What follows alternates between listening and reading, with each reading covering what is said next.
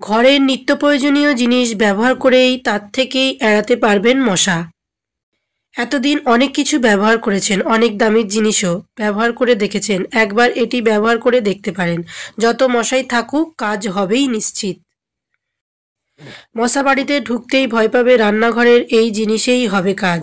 বাড়িতে মশা ছোট ছোট পোকার জ্বালায় অতিষ্ঠ, কি করবেন ভেবে উঠতে পারছেন না? ঘরের নিত্য প্রয়োজনীয় জিনিস ব্যবহার করেই তার থেকেই এড়াতে পারবেন মশা। প্রথমে আপনাকে বাজার থেকে বেশ কয়েকটি পাকা পাতিলেবু নিতে হবে। তারপর নিতে হবে কয়েকটা লবঙ্গ, একটু সর্ষের তেল, একটু তুলো এবং সামান্য কর্পূর। এরপর লেবুটি নিয়ে ভালো করে ধুয়ে পরিষ্কার করে নিন। লেবুর মুখের দিকে একটি ধারালো ছুরি দিয়ে কেটে নিন।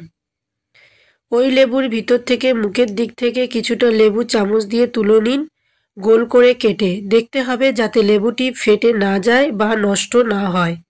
এরপর ওই লেবুর মধ্যে প্রথমে একটু সর্ষের তেল দিতে হবে, তারপর লবঙ্গ এবং কর্পূরটি দিয়ে দিতে হবে। তারপর তার উপরে তুলোটি বসিয়ে দিন। দেশলাই দিয়ে জ্বালিয়ে দিয়ে ঘরের দরজা বন্ধ করে দিন। এই ঘরোয়া টোটকায় এক নিমেষে মশা বাপ বাপ করে পালাবে। এতদিন অনেক কিছু ব্যবহার করেছেন, অনেক দামি জিনিসও ব্যবহার করে দেখেছেন, একবার এটি ব্যবহার করে দেখতে পারেন। যত মশাই থাকুক কাজ হবে নিশ্চিত। আজকের টিপসটি ভালো লাগলে অবশ্যই চ্যানেলটি সাবস্ক্রাইব করে পাশে থাকুন।